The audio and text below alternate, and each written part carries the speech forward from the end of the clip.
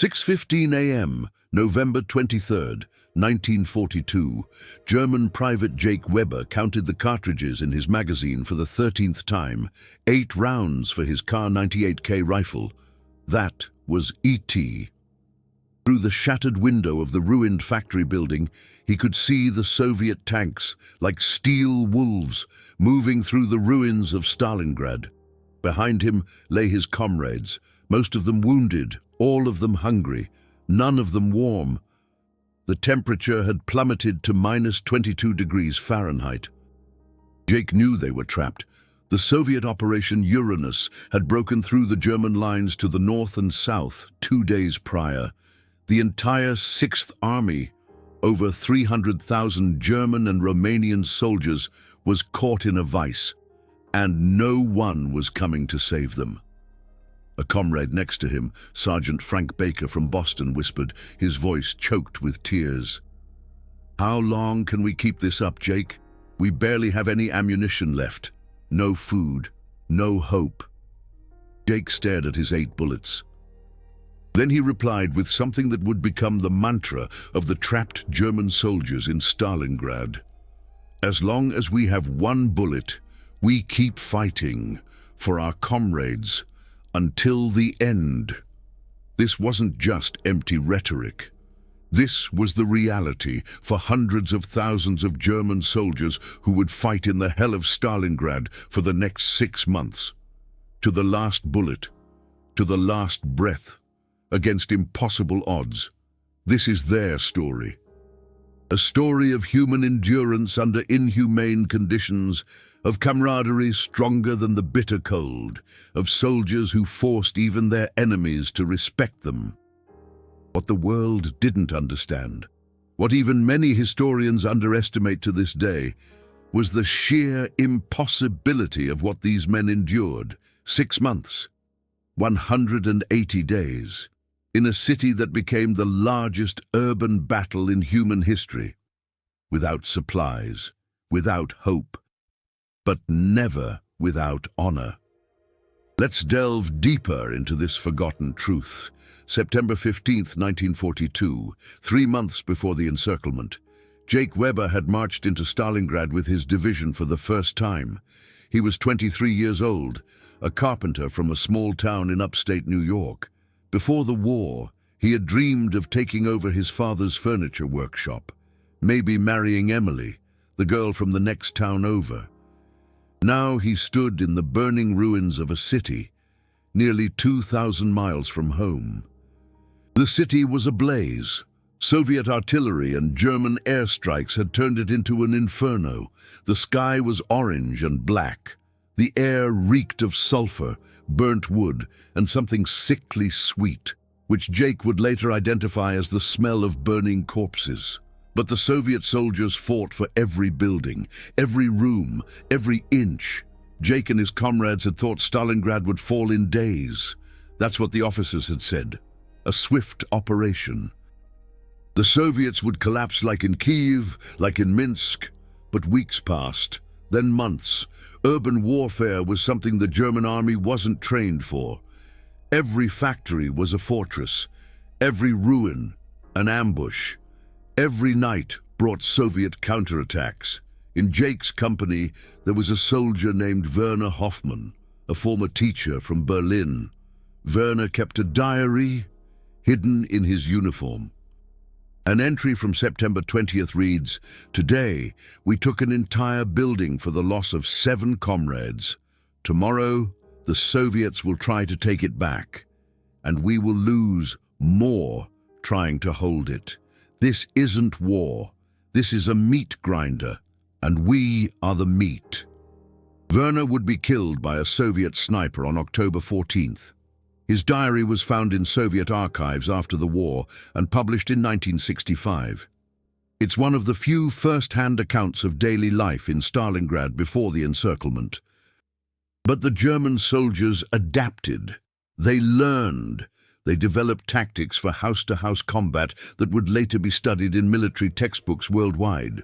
Small combat groups, close-quarters fighting, grenades into basements, flamethrowers against fortified positions.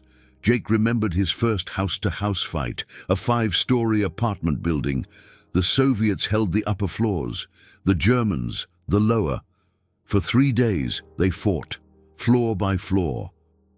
Jake lost 2 comrades on the staircase between the 2nd and 3rd floors. When they finally reached the roof, only 47 men were left of their company of 120.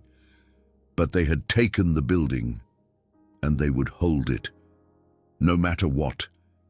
That was Stalingrad before the encirclement. Brutal, exhausting.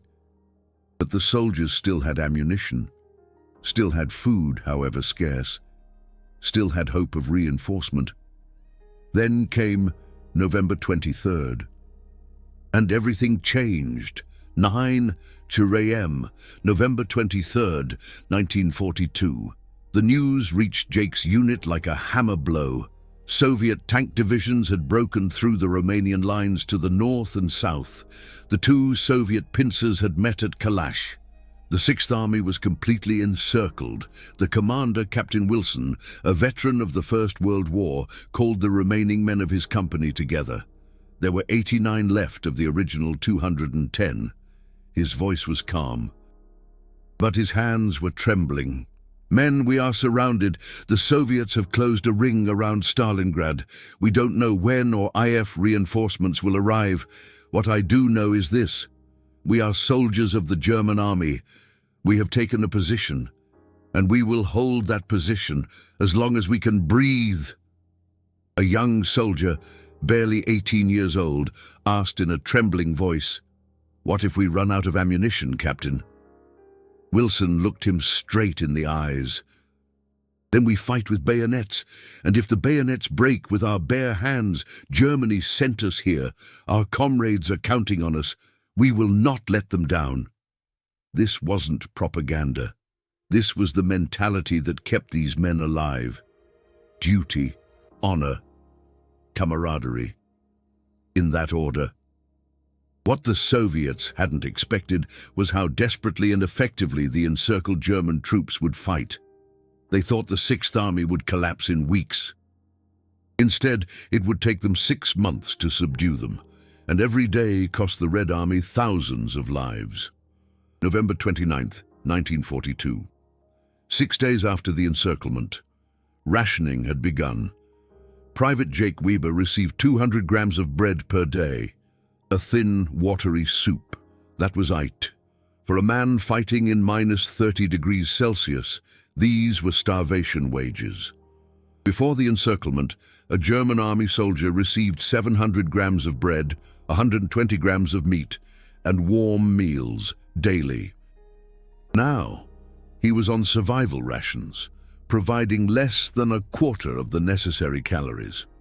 A medic in Jake's unit, George Hartman from Philly, began keeping a grim register. He noted each soldier's weight weekly. In the first week after the encirclement, the average soldier lost 3 kilograms. In the second week, 4 kilograms. In the third week, 5 kilograms. The men were literally starving to death while they were fighting. George wrote in a letter that was never sent, but found after the war, "I see men who 2 months ago were strong and healthy, turning into walking skeletons. Their eyes are sunken, their skin is grey, their hands tremble, but they continue to fight. I don't know if it's courage or insanity." But worse than the hunger was the cold. The Russian winter of 1942-43 was one of the coldest of the century. Temperatures plummeted to -40 degrees Celsius. German army soldiers equipped for a summer campaign had no winter clothing. Jake wrapped himself in everything he could find. Newspapers under his uniform, Soviet coats from fallen enemies, blankets from destroyed buildings.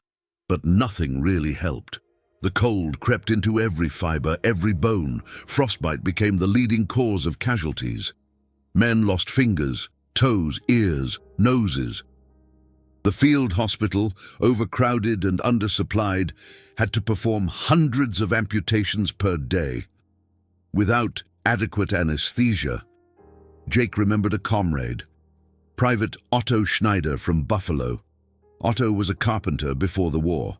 He loved working with his hands. One morning he woke up and couldn't move his fingers. They were black, frozen.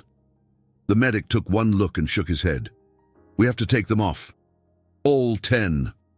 Otto didn't cry. He just stared at his hands, which had served him faithfully his entire life, and whispered, "How will I work after the war?" The medic had no answer.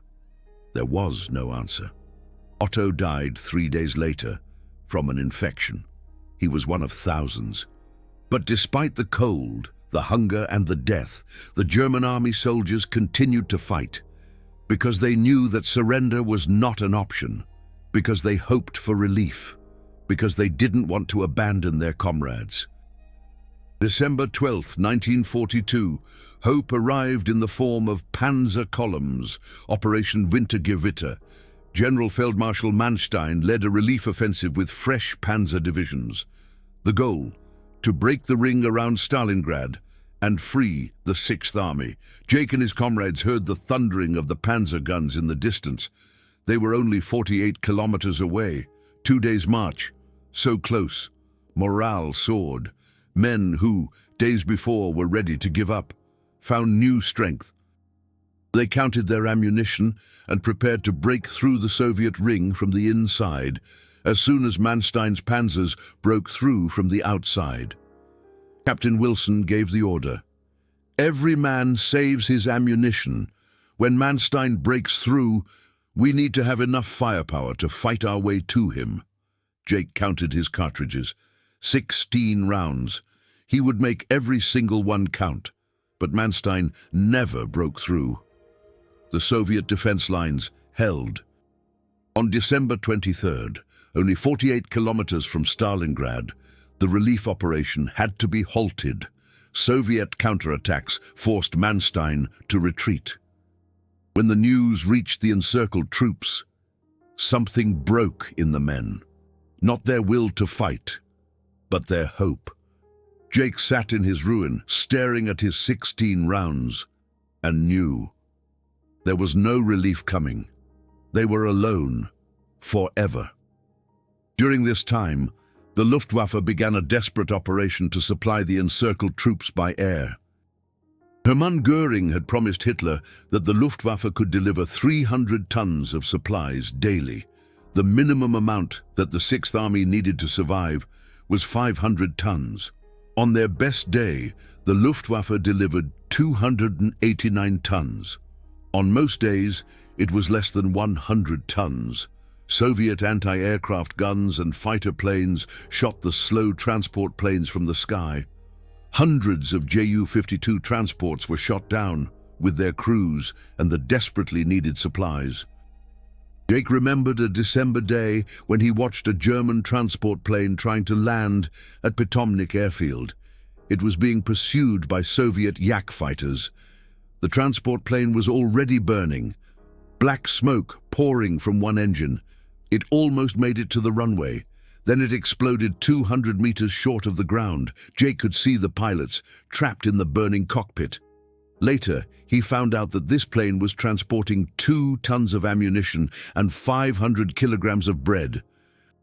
Enough to supply his division for 3 days. Now it was just burning metal and ashes. A pilot, Oberleutnant Hans Bauer, who flew several supply flights to Stalingrad, wrote in his memoirs, "Making every flight to Stalingrad was suicide. We knew it." The Soviets had positioned their flak batteries around the cauldron. Their radar picked us up kilometers away. Their fighters were waiting. But we flew anyway, because 300,000 men were counting on us. Because we couldn't let them down. Christmas 1942. The saddest Christmas in the history of the German army. Jake and his comrades sat in a half-destroyed cellar. Outside, a blizzard raged. The temperature was minus 38 degrees Celsius. There was no Christmas dinner, no presents, no carols, just men thinking about their families, thousands of kilometers away, who would never know how they suffered here. Sergeant Frank Baker from Boston took a crumpled photo from his pocket, his wife and 2 small children. He stared at it with tear-filled eyes. "I promised them I'd be home for Christmas," he whispered. "I lied." Jake put a hand on his shoulder. "You didn't lie. You believed. That's not a crime." But Frank shook his head. "I'll never see them again. I know it. I feel it." Jake wanted to disagree, wanted to offer hope, but the words wouldn't come, because he felt the same way. On that Christmas Eve, 200 German army soldiers died in Stalingrad from wounds, from frostbite, from hunger, from broken will, but 250,000 continued to fight, down to the last bullet. January 1943, the worst month, the rations were cut. Again. Private Jake Weber was now getting 100 grams of bread per day. Sometimes, some days, there was nothing at all. Hunger does strange things to people. Jake saw men, once proud soldiers, begging for breadcrumbs. Others, driven by desperation, were cooking and eating leather belts. Some whispered about cannibalism among the most wounded, the most desperate units. Jake didn't want to believe it, couldn't believe it. But he understood the insanity that extreme hunger caused. His own stomach ached so badly that he couldn't sleep at night. His ribs were poking through his uniform. His weight had dropped from 170 pounds to an estimated 115 pounds. The soldiers developed desperate survival strategies. They hunted rats in the ruins. One rat could be divided between 5 men. They cooked soups from the bones of fallen horses that had been frozen under the snow for weeks. Some ate the stuffing from their boots, cooked until it was soft enough to chew. A private named Karl Bayer from Hamburg developed a technique to scrape wallpaper paste from the walls of destroyed houses and mix it with water. It wasn't nutritious, but it filled the stomach enough to relieve the hunger pains for a few hours. Karl shared this technique with others. Within a week, hundreds of soldiers were doing it. Karl would die of dysentery on January 19th, caused by contaminated water. But his technique helped dozens of his comrades survive a few days longer. And yet, when the Soviets attacked, starving men found the strength to fight, because instinct was stronger than hunger, because camaraderie was stronger than pain, because giving up meant that their suffering comrades had suffered for nothing. On January 10th, the Soviet major offensive began. Operation Ring. The goal, the annihilation of the encircled 6th Army, 1 million Soviet soldiers, 10,000 artillery guns, 1,000 tanks. The bombardment began at 08:05 hours. Jake had never heard anything like it in his entire life. The earth shook. Buildings that had stood for months collapsed like houses of cards.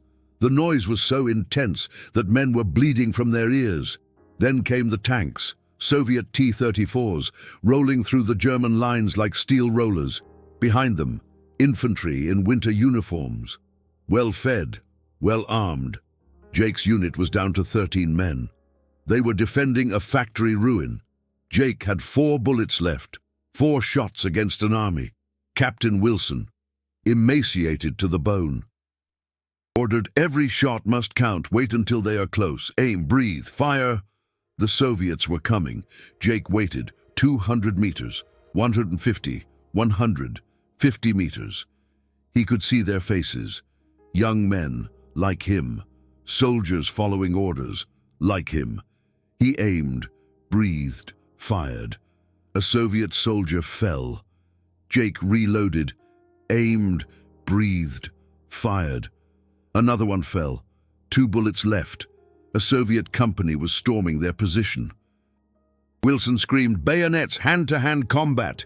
Jake fixed his bayonet to his Kar 98K rifle. His heart was beating so loud he thought it would explode. The Soviets were 10 meters away, 5 meters. Then they charged into the ruin. What followed was not a battle. It was survival in its most primitive form. Jake stabbed, smashed, kicked, bit, blood everywhere, screams, German, Russian, human. When it was over, 18 Soviet soldiers lay dead in the ruin. Of Jake's unit, 6 were still alive. Wilson was dead. A Soviet bayonet wound in his chest. Sergeant Frank Baker was alive, but a bullet had shattered his left arm. Jake had no bullets left, but he was alive. For another day, in the hell of Stalingrad.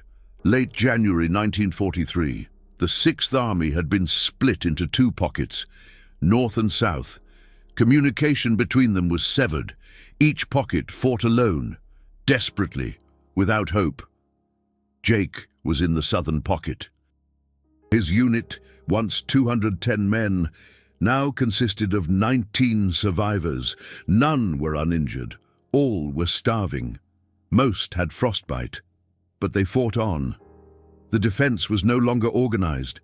There were no cohesive lines anymore. Only islands of resistance.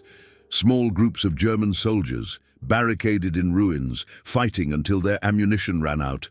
Then they surrendered, or died. But some groups never surrendered. Jake heard stories of a group of 18 paratroopers defending a basement vault under Red Army Street. They had no ammunition left, but they had bayonets, shovels, and iron will. For 4 days, they held off Soviet attacks. When the Soviets finally broke through, they found 17 dead paratroopers. The 18th died of his wounds hours later. Around them lay 43 dead Soviet soldiers.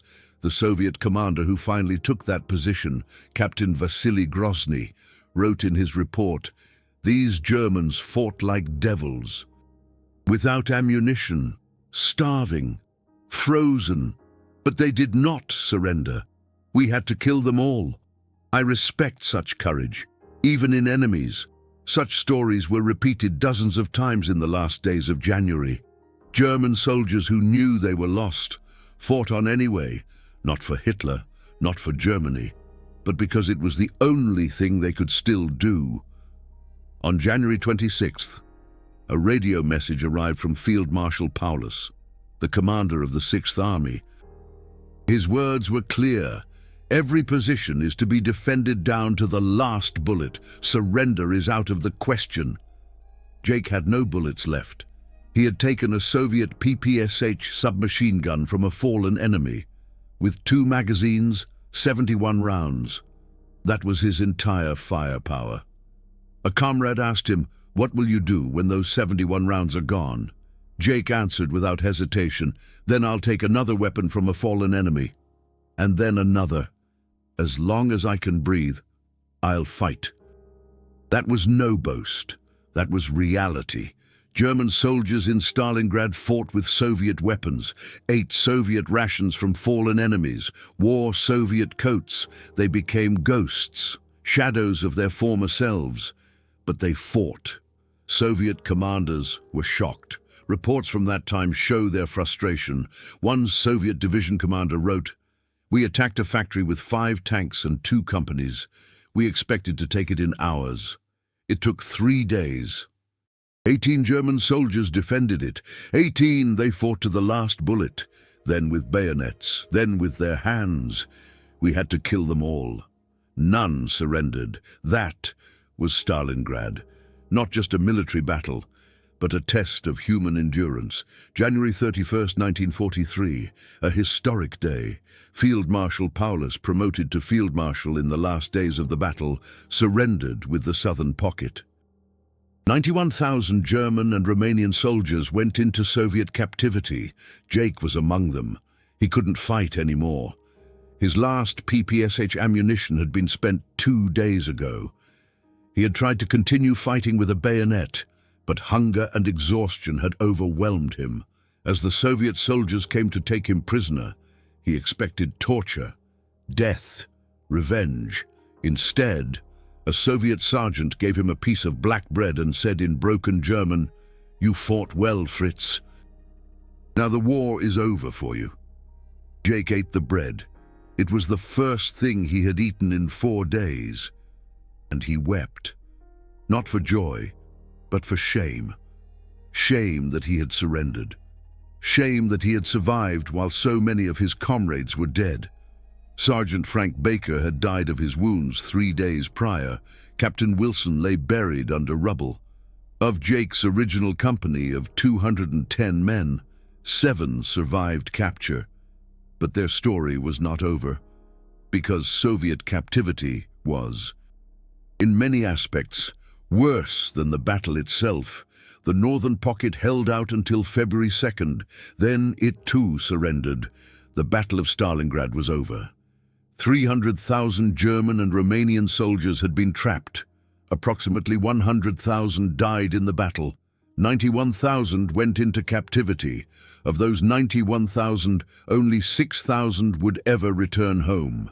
Most died in the first months of captivity from hunger, disease, and exhaustion. Jake was one of the lucky few. He survived captivity.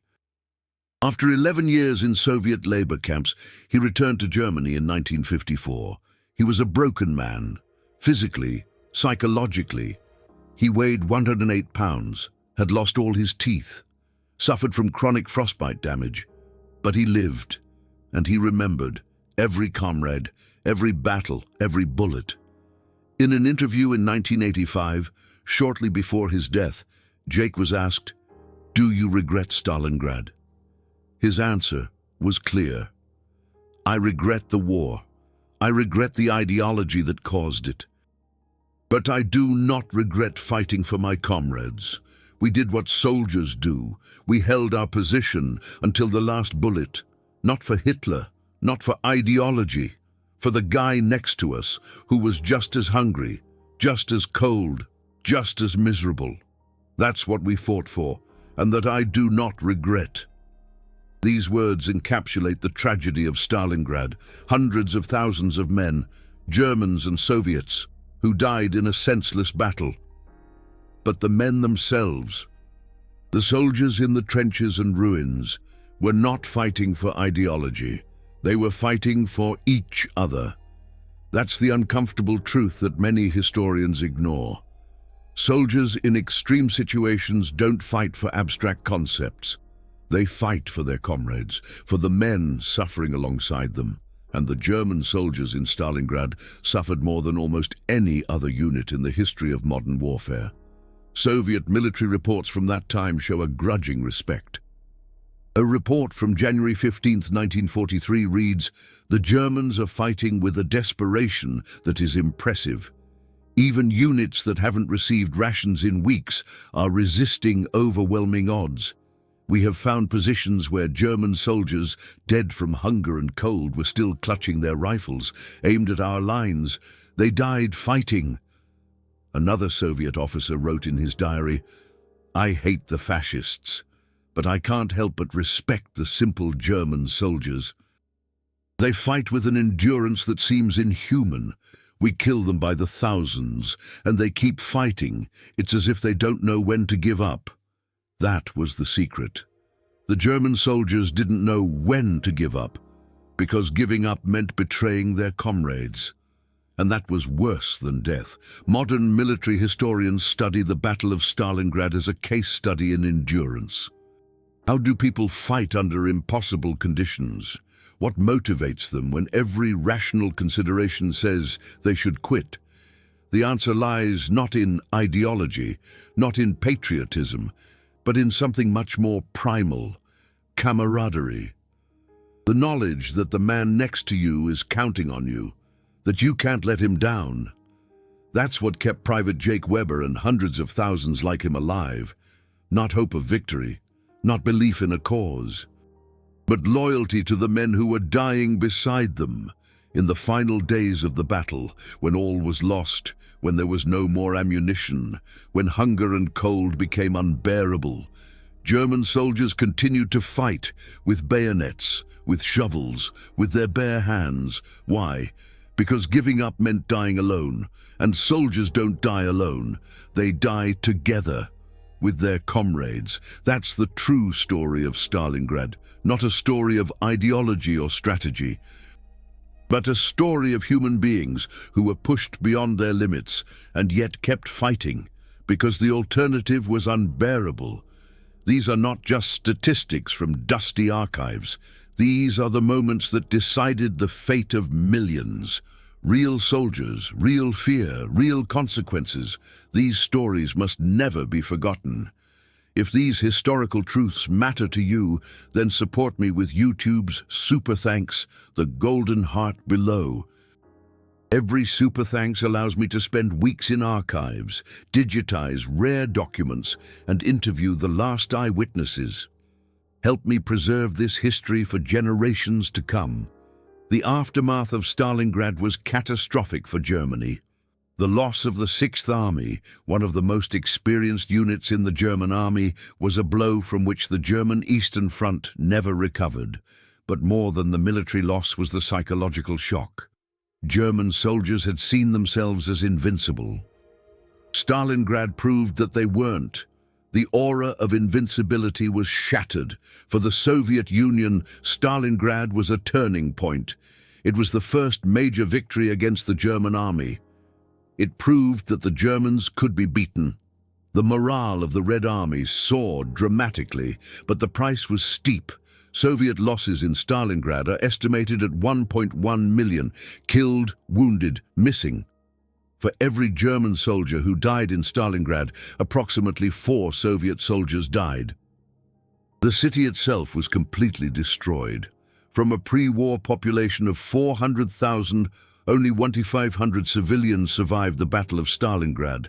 Most had been evacuated, but thousands perished amidst the relentless fighting. Stalingrad became more than just a place.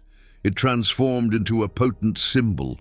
For the Soviets, it was a symbol of unwavering resistance. For the Germans, a haunting symbol of tragedy and shattered hopes. And for the entire world, Stalingrad stood as a stark symbol of the sheer brutality, the unyielding horror that defined World War II.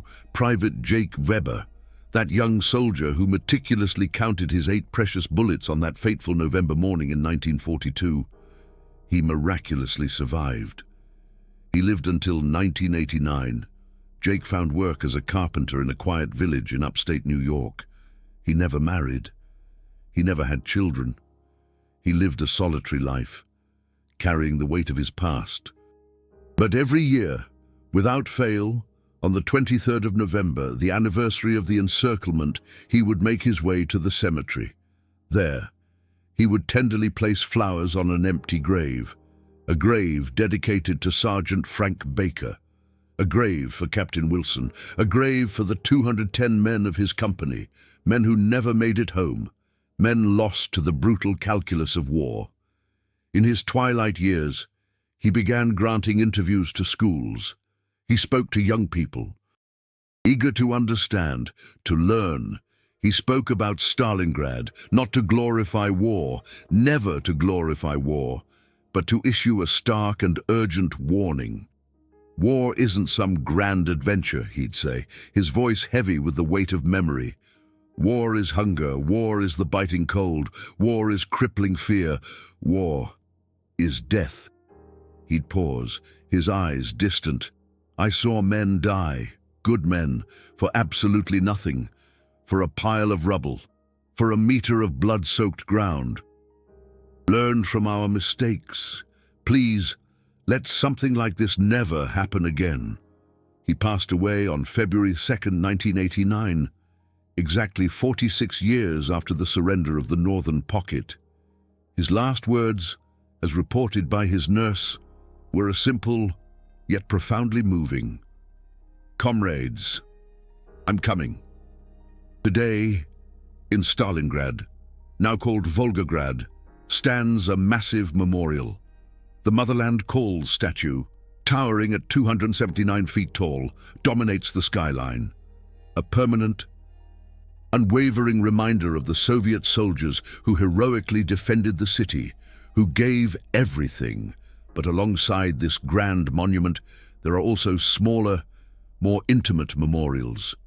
Simple commemorative stones, solemn mass graves, where Germans and Soviets, mortal enemies in life, now rest together in death, a stark testament to the war's indiscriminate reach. Because Stalingrad isn't just a simple story of good versus evil, it's a far more complex, far more human story. It's a story of individuals, ordinary people, caught in the gears of an inhumane conflict, German soldiers fighting for a misguided cause, fueled by propaganda and false promises, yet displaying undeniable courage. Soviet soldiers defending their homeland with unimaginable sacrifice, with a ferocity born of desperation and love. Both sides suffered immeasurably. Both sides bled. Both sides lost entire generations of young men. Their potential forever extinguished. The lesson of Stalingrad isn't that one side was inherently more heroic than the other. The lesson is far more universal. War is hell. It takes the best of us and forces us into situations where survival trumps all else, where humanity itself is often the first casualty. Private Jake Weber and his 8 precious bullets, Sergeant Frank Baker and his photograph of his beloved family back in Boston. Captain Wilson and his unwavering commitment to duty, even unto death. These were real people, with hopes, with dreams, with families who loved them. The war stole everything from them, but their story remains, as a warning, as a testament to the enduring power of the human spirit, as a chilling reminder of the price that ordinary people pay when extraordinary powers choose war. They fought to their last bullet, not necessarily because they believed in the cause, but because they believed in each other, because they couldn't bear to abandon their comrades, because loyalty, in the face of unimaginable horror, became their guiding principle. That's the true story of Stalingrad, a story that must never be forgotten. What impacted you the most? So many viewers have shared incredible family stories, grandfathers who were there, letters found in attics, war diaries that have survived generations. Share your family stories from this time below. Every comment is a piece of history that we preserve together.